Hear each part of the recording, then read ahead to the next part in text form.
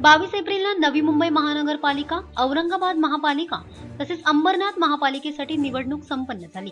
या निवडणुकांचे सकाळपासूनच 23 एप्रिलला निकाल येण्यास सुरुवात झाली होती। यामध्ये नवी मुंबईवर राष्ट्रवादीचं वर्चस्व कायम राहत औरंगाबादमध्ये महायुतीने बाजी मारली।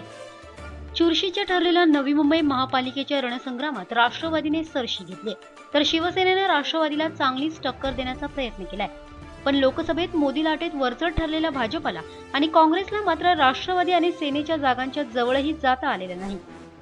नवी मुंबई महानगरपालिकेच्या निवडणुकीत राष्ट्रवादीचे नेते गणेश नाईक यांनी आपला करिश्मा कायम असल्याचं दाखवून दिलंय। नाईक यांच्या साम्राज्याला सुरुंग लावण्याच्या इराद्याने मैदानात उतरलेल्या शिवसेनेला या ठिकाणी चांगलं यश मिळालं आहे।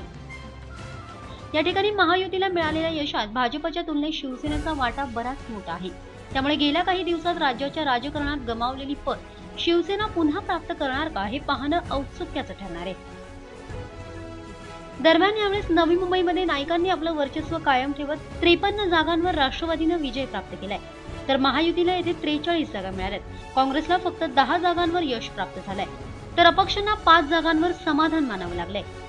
दरम्यान औरंगाबाद महापालिकेवर 6व्यांदा युतीची सत्ता आली। औरंगाबाद महापालिकेवर 6व्यांदा युतीची सत्ता आल्याने औरंगाबादमध्ये आनंदाचं वातावरण पाहायला मिळालं। औरंगाबादमध्ये महायुती 51 जागांवर यश संपादन करण्यात यशस्वी झाली, तर दुसरीकडे औरंगाबादमध्ये महायुतीला एमआयएमचं तगडं आवाहन होतं, परंतु एमआयएमने जोर दाखवत तब्बल 25 जागांवर विजय मिळवला। तर या निवडणुकीत काँग्रेस आणि राष्ट्रवादीचा अक्षरशः सुपडा साफ झाला। अंबरनाथ नगरपालिकेच्या 57 जागांचे निकाल हाती आले असून यामध्ये शिवसेनेने बाजी मारली आहे।